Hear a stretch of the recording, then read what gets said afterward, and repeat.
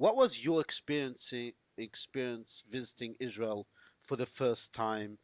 And having been there for the first time, would you suggest your colleagues, bloggers, and journalists to just run and buy a ticket to visit Israel? Well, yeah, actually, I would. I spent most of my time in the conference, and there are many people there, many different points of view. I think that sometimes in the U.S. we lose the sense of nuance that there is in Israeli politics. And it was interesting being in the middle of it and seeing the different nuances and the different tensions between the parties, and the larger parties and the smaller parties on policy, and just really the wide spectrum of opinion in Israeli politics. But I did get a chance for a few hours to step outside and go down to the old city and see and walk through some of the streets.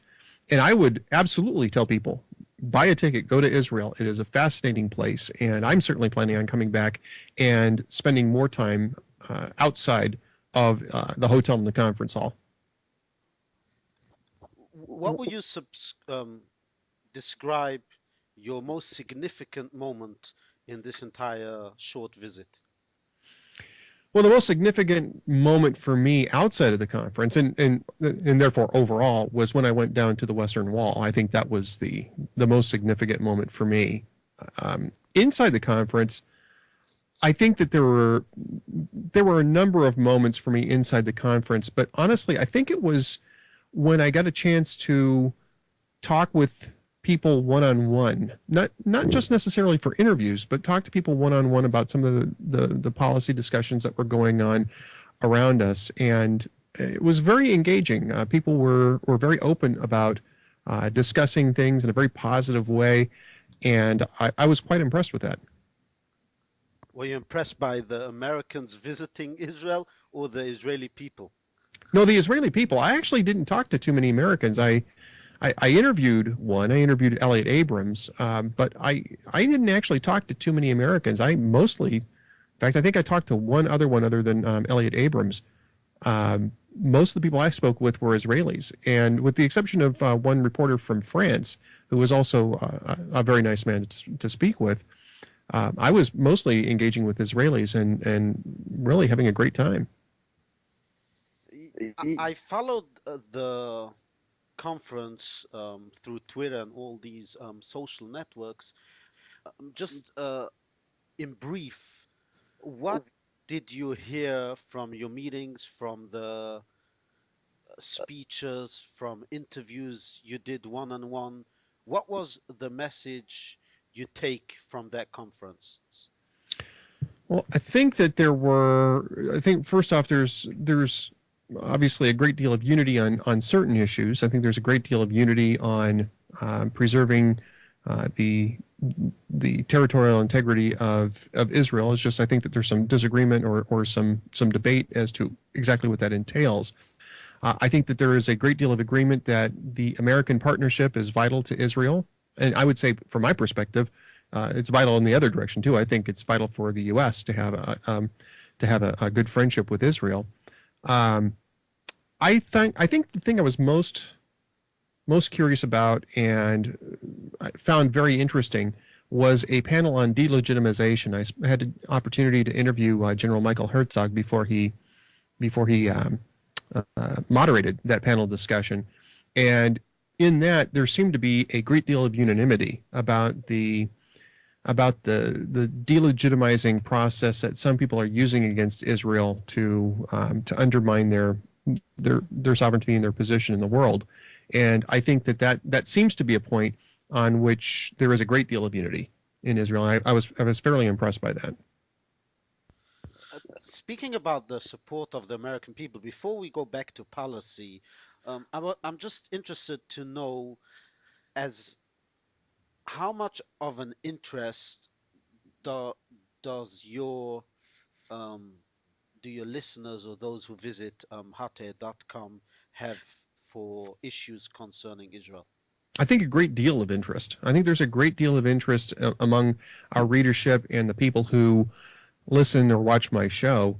I believe that there's a great deal of interest there. I think that the people who read that blog tend to be very strong supporters of Israel. It's an interesting question in American politics because it's one of the issues that doesn't necessarily break down along party lines. There are plenty of people in the Democratic Party as well as the Republican Party who are strong supporters of Israel, and there are people on sort of the fringes of both parties who are not. But I think it's a point of great interest among readers. I think it's because of the struggles that the U.S. is having in that region that they see Israel as a very stalwart ally and a partner in attempting to fight some of the same forces. I think both countries are facing the same forces, the same enemies in the wars that we are in. The sort of the global war on terror, I think, relates very much to Israeli security as much as it does to us. And so there's definitely a concern that the U.S. recognizes that and works well with Israel in order to prevail. So, would you suggest that the overwhelming support from Americans towards Israel is not from a religious background, it's rather from reality, seeing what's going on in the world, the Arab Spring or the previous wars we have had since 9/11, the struggles, as you described, we are facing, and that brings these two countries closer to each other? I think that there are certainly strong elements of both religious and secular um, um, motivations in the strong support that people have for Israel and the United States. I think there's a strong religious component. I think that that's particularly true among obviously American Jews as well as evangelicals and other Christians here in the United States. But I think, and at least I hope, that after 9/11, Americans had their eyes opened to the type of enemy that both of our countries face, and that there is a necessity, if for no other reason, to link arms and fight that. I will also say that I think that for some people it's just the simple fact that Israel is really the only liberal democracy in the region. And Iraq might turn into that. I think it's on its way if it chooses to go that direction. But I think Benjamin Netanyahu's claim when he spoke to Congress that there's really one place where Arabs can be free, and that's in Israel, is a truism, and I think that it is something that most people tend to instinctively realize in the United States. Turning to policy, we talk about the bipartisan support for Israel on both sides of the aisle. However, if you go into specifics in policy, you see a difference between the Republican support for Israel and the Democratic support, speaking about administrations. Now, I remember when you posted on Twitter that you're going to interview Elliot Abrams, I submitted a question to ask him if the Bush administration would regret knowing that Hamas would rise to power and would be an imminent threat not only to Israel but to counterproductive to the peace process that America is trying to mediate here. And from the other side, the Obama administration over the past 2 years, the settlement freeze, the Middle East speech on May 19 that has drawn a lot of criticism and rejectionism from those on the right. So, how do you view the American overall support standing up for Israel with the administration policies from both sides? It's a great question, and I did ask that question of Elliot Abrams at your request, and I think he delivered a fairly interesting answer, which was that at the time the Bush administration thought that if they blocked Hamas from participating in the elections, it would delegitimize the election itself because Hamas was really the only organized political opposition to Fatah. And in retrospect, Abrams said that he regrets it because they should have just stuck to the principled position that terrorist groups do not participate in elections unless they renounce terrorism, and that should have been the position of the U.S. all along. And I agree with that. I think that that's absolutely true. I think that the Bush administration made a mistake there, especially if you look at it in retrospect. It was a really big mistake. The Obama administration seems to be less friendly to Israel overall than most American administrations, and that's true of most Republican and Democratic administrations in the past. I think the Clinton administration was friendlier to Israel than the Obama administration is now. I think you might even say the Carter administration was friendlier to Israel than the Obama administration I is mean, right. the Carter administration at least succeeded in bringing Yes, to a peace treaty between Egypt and Israel. yes. Although I think that Carter's been fairly hostile over the last 15, 20 years, I think his presidency, the policies were at least fair towards Yeah, Israel. yeah. I think he had a fair approach to Israel. I don't think that that's true of the Obama administration, but I would say that that's not necessarily representative of the Democratic Party entirely. I think that's particular to Obama and some of his advisors, especially, there's just some very concerning advisors that have been working on policy, Israeli policy, in the Obama administration. Samantha Power, I think, is somebody to be very concerned about. Robert Malley has been back and forth in the Obama administration. He's a problem. I think that primarily what you're seeing from the Obama administration is simply amateurism. I think that they have still not grasped the concept that you don't give away concessions without actually having people come to the table and having the principals be the ones to negotiate them. And so you have things like the settlement freeze, which nobody was asking for, the Palestinians had never asked for, suddenly becoming a prerequisite for Israel to match up with the American demand. And I think that was a huge mistake. And I think it was extremely damaging to the process there because it sent expectations in a completely different direction and for no real good purpose because the Palestinians didn't come to the table and it basically gave them an excuse to not do so. So I think what you're seeing here in the Obama administration is sort of a dual a dual result of not necessarily being terribly friendly to Israel in the first place and simply being incompetent. Or would you say it's lack of chemistry between the two leaders? I don't know that President Obama's positions would have changed if it had been anybody else. If it was, for instance, I mean, just off the top of my head, if it was Shimon Peres, who would certainly be closer to Barack Obama in terms of, overall policy viewpoint, not necessarily an Israeli policy, but just in terms of how you approach politics. I think that the Obama administration would have done the exact same thing, and I think it would have had the exact same effect. So I don't think it's necessarily a reaction to the Obama-Netanyahu relationship as much as it is sort of a fundamental distance between Obama and his team and Israel, just in general. And so I think it's unique. I don't think it has a lot to do with Netanyahu at all. I think it really is about Obama and the team he's got in the White House. So people here are a little frustrated because those who advocate on behalf of Israel, their outreach is not only to the conservative base because the conservative hardcore base is already supportive of Israel.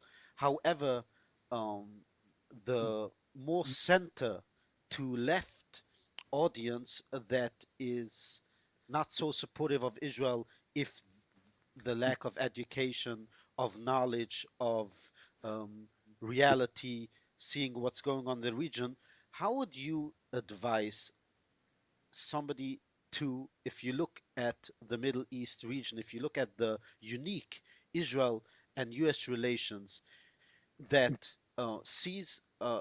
reads reports what the from the right, from the Republican Jewish Coalition, or from the left, the NJDC, everybody defending its side or attacking the other side, Right. calling it, at least from my point of view, it's political scoring. Ordinary American or ordinary Israeli that listens to public speeches, Prime Minister Netanyahu, President Perez tonight addressing the July 4th celebration in the US Embassy uh, in Tel Aviv. Both said uh, um, Obama's a friend of Israel and the administration is very supportive of Israel. The bond is unbreakable. How do you balance between these two um, reports when it comes in the unique support facing the challenges we are facing at the current moment? Well, first off, I think that any leader in Israel would need to make those types of statements because you don't want to be in the position of telling the American people that you don't like the Exactly. president. Diplomacy. It's diplomacy, yes, and I think that both Prime Minister Netanyahu and President Perez are very good at diplomacy. I think they're better at it sometimes than some of the people that are running it over here. They speak better English than Hebrew.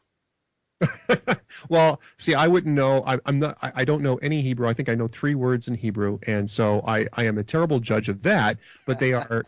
But I can tell you that. I mean, certainly I've seen both of them speak. I saw them both speak in person at this conference, and I can tell you they're extremely good at speaking English and communicating in English. And when Prime Minister Netanyahu came to Congress, that was a tremendously effective speech. I think that they're doing the things that they need to do. I think that speech, I think if people saw the speech, the ordinary average Americans that you're speaking about, if they watched the speech that Benjamin Netanyahu gave to Congress, I think they would have been very impressed by that. And I think they would have been very impressed by the arguments that he made in there. I think that this gets back, though, to what I was talking about earlier, which is this process of delegitimization that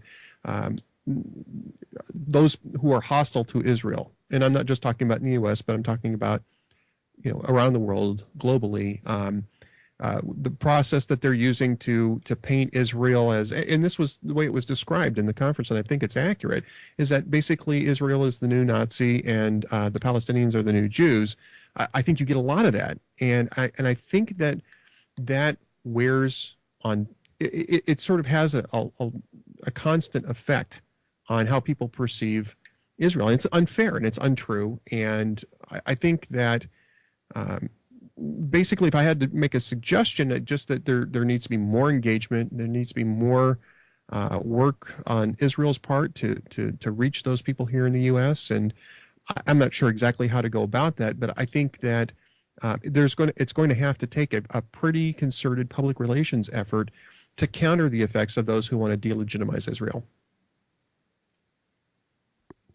Uh, my question is, how do you balance between the criticism of the differences, actually, the policy differences between um, the Netanyahu government and the Obama administration, Mm-hmm. between the loyalty or the preservedness of the unique relationship between the US and Israel? Well, I think we're seeing. I mean, that's a good question. There's a lot of tension, and between obviously when the prime minister met the president here in the U.S., there was the moment with the press where the prime minister was trying to engage President Obama in a discussion of this, and it was obvious that President Obama wasn't terribly happy about having that happen in front of the press. I think that we have to be honest that there are some differences here. And again, I think both Prime Minister Netanyahu and President Perez have done a good job in trying to emphasize that we have differences among friends, we have a difference of opinion among friends in order to try to contain whatever damage that might be. But I think it's important to have them talking about what the differences are. And I think that little conversation that took place with the press was important, because even if people were irritated that Prime Minister Netanyahu was challenging President Obama publicly, in person, it got some of those issues out on the table. It got the media to talk about some of the differences that there were between the two. And then when you heard the Prime Minister speak to Congress, whenever he mentioned President Obama, he just showered praise on him, even though he was actually disputing some of the policy directions that President Obama was going in. And he just didn't personalize that part of it. He personalized the praise. And I think that's effective. I was very impressed by that. I mean, Robert Wexler I put it on my blog.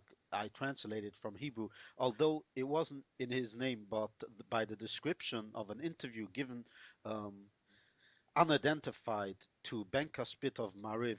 He actually accused Prime Minister Netanyahu of insulting not only uh, President Obama personally, but the presidency of the United States by giving such a lecture in the Oval Office and differing with him on policies. But I wanted to touch on this uh, point because I know you attended there in the conference. There was a panel on criticism versus loyalty. American Jews, not speaking about Christians or ordinary Americans, American Jews organization that not only uh, support Israel, but they, on the other hand, they criticize the policies of the Netanyahu government. So why should we look at the larger picture and say, okay, President Obama's uh, administration is, let's say, hostile to the Jewish state when you're seeing Jewish organizations here in the United States and even the opposition party in Israel criticizing Prime Minister Netanyahu and saying that he is a danger to Israel's security or he's not doing enough moving forward in progressing the peace process. Well, I think if it's, I mean, obviously, I can't speak on the internal Israeli politics, and I think that that's, if you're going to be prime minister, that's the Yeah. type of criticism that you're going to get. I think that I'm not sure if you're talking about J Street here in the U.S., where that's been very critical of Netanyahu, or maybe a sense that there's a broader issue about Netanyahu in the United States. I think that you've got some groups that are looking to protect the current, and talk about some groups here in the United States that are looking to protect the current administration, and to the extent that there are problems, they're going to blame them on Netanyahu rather than Obama, and I think that you're going to find people like Robert Wexler who were insulted and who claimed that claimed to be insulted for the entire country when Obama got lectured, as it was described. Uh, by Netanyahu a couple days before that speech to Congress. I'd say that that's probably a fairly transitory thing. I don't think most Americans were offended by that. In fact, I'd seriously doubt that there were more than a handful that weren't already partisans on this issue. Um, I think that there's certainly going to be some criticism of Israel. That, by the way, that's a very touchy subject here in the United States because um, there's a question of when criticism of Israel is legitimate and when it tips over into what we were talking about earlier, delegitimization or anti-Semitism, and it's a difficult line to determine. And there is a sensitivity to that here in the United States, and I think that's one of the reasons why the group J Street was formed, was so that they could make the argument that, oh well, we're criticizing Israel, but this is a Jewish organization, and so therefore, we can't be accused of being anti-Israeli. Um, I'm not necessarily sure that that's true, and I'm not necessarily sure that I'm certain they're not anti-Semites, but I'm not certain that they're not anti-Israeli, and I think that some of that has to be taken with a grain of salt because of that. Speaking about 2012, and I would like to get your take on it from a different perspective. uh, The Jewish vote um, ultimately goes for the Democrats, and I mean, Ronald Reagan got like in the peak of his presidency, he got 36% of Yep. the Jewish vote. Now, the Ben Smith on Politico yesterday described diehard Democrats, Jewish Democrats from the left, that are losing trust in President Obama. From the other side, you're having all these GOP contenders in the 2012 primaries that everybody claims, or Israel is being thrown under the bus, or criticizing President Obama in um, his administration policies. in the Middle East towards Israel. How, I mean, besides of politics, how do you define a presidential candidate being more supportive to Israel than the current president if it's by attacking the president, offering alternatives, and whom do you see emerging as considered to be the most pro-Israel candidate in this race? Who's the most pro-Israel candidate in the Republican Party? Um, I, I was asked this question. Actually, it's an interesting question. I was asked this question at the conference too. I think that other than Ron Paul, who is who has absolutely no chance at all of winning the nomination. I mean, he's really a fringe character.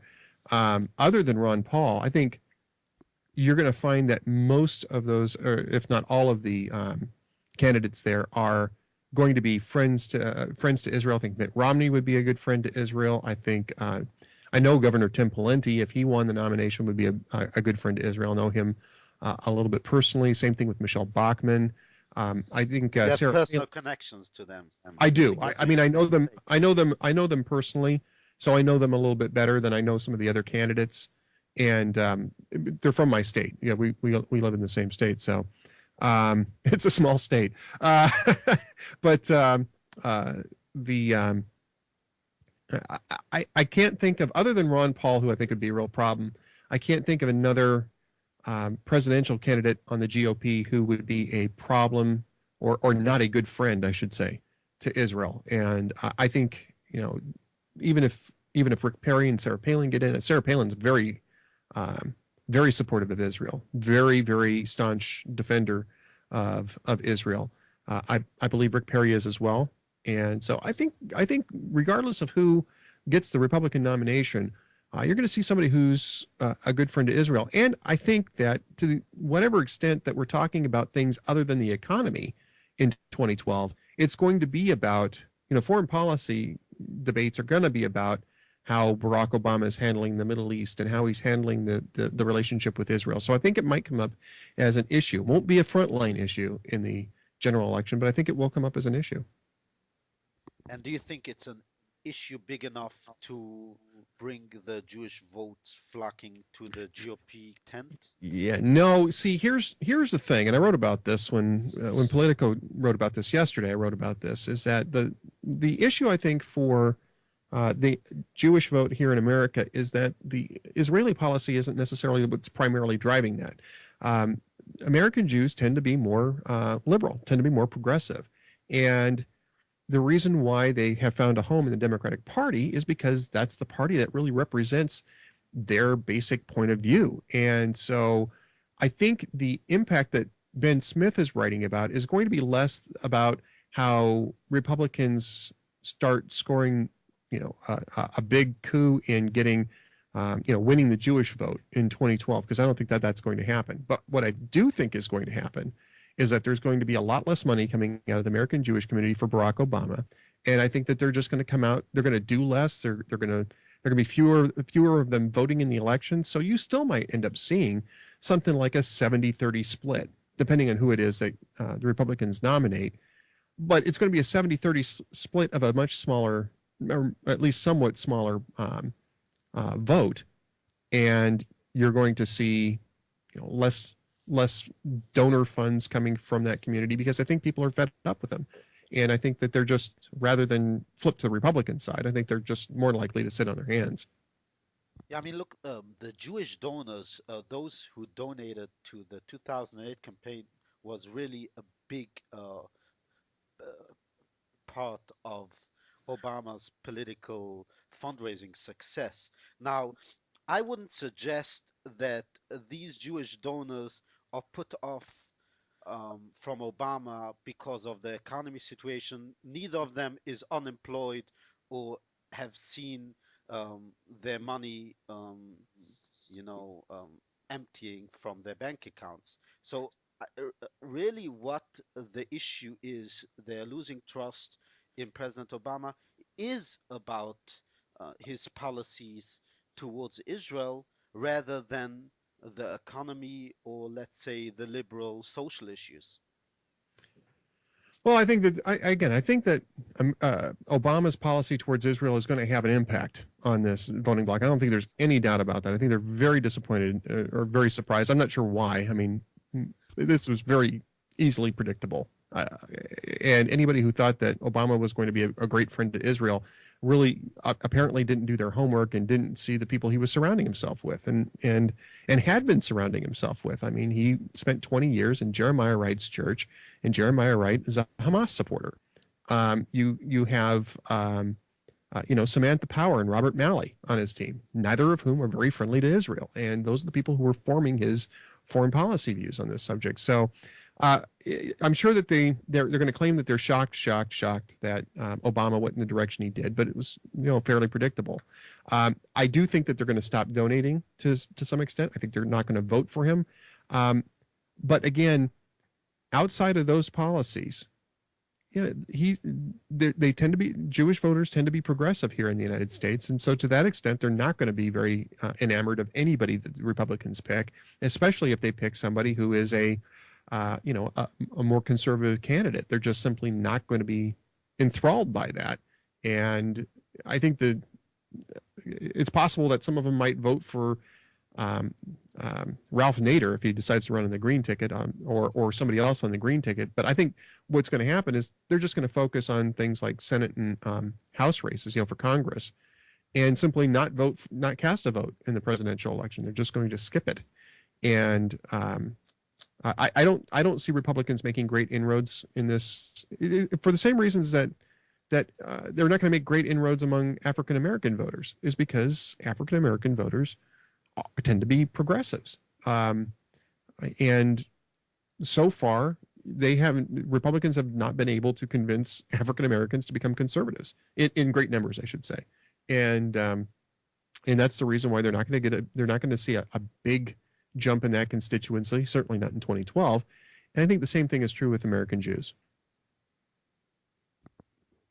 Well, that was a great conversation and a viewpoint from an American, not from an Israeli point of view, or somebody that's involved more in the Middle East conflict uh, than somebody residing in Minnesota. I mean, how far can you go? I was thinking the same thing when I came to Israel. Wow, this is a long ways away from where I'm usually at. So, um, I really enjoyed that trip.